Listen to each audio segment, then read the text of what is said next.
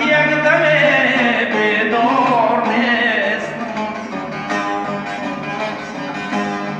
پیش از این در بودم گلشن منال اندلی فرشته دل بستگی در رنگین گلزار نیست.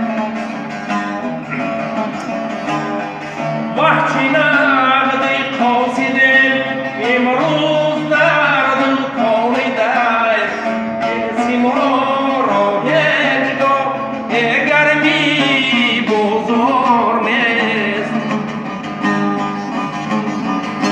یه جنسی ما را هیچگاه گرمی بزار نیست.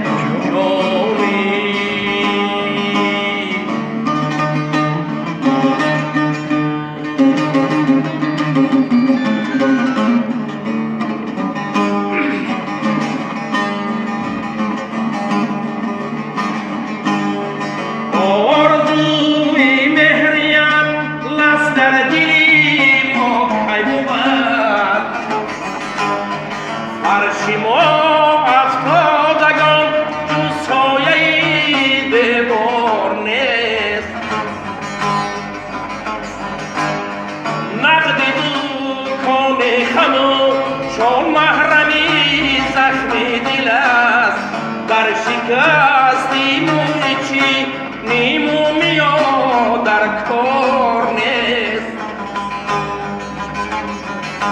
یه در شکستی موی چی نیمو میاد در کار نیست. جونی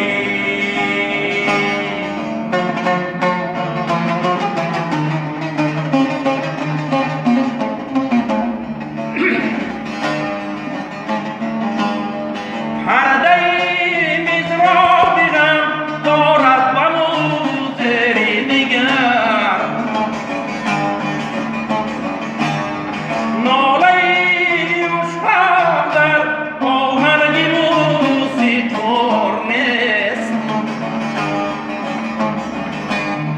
زهر غم باشد بکن ممتورن از یه سوی رو. حیرت دارم که هرگز مهره در این مار نیست. حیرت دارم که هرگز مهره در این مار نیست. هیچ کس از خواب غفلت یک دم بیدار نیست. جونی زنده باشی زنده باشی زنده باشی. سلام برادرای عزیز. من یک برادر داشتم، همکار، همکسب، استاد عزیزی ما که 90% شهر یوان اون کسا میشناسند. غلامجان نرزلایف برادر عزیزی ما، استاد عزیزی ما از دنیا گذشتند. خدا جاشان جنت باشد و به اهل عائله وی صبر جمیل خواهانیم از درگاه الهی. برادر عزیزی ما طول چند سال بود که در خانه مدنیت و در دامکولتور شهر کیوان هنرمند شهر یوان بودند. 90% برادران میشناسند. در دوشنبه شهر هم برادران هستند میشناسند. از بس که در جنازه برادر ما رفتن نتونستیم، بیا هر یکی ما و شما در سر جای نمازمون در حق برادرمون دعا کنیم. اکای غلام خداوند جاش جنت کنه. باقی پناه همت به خدا. همت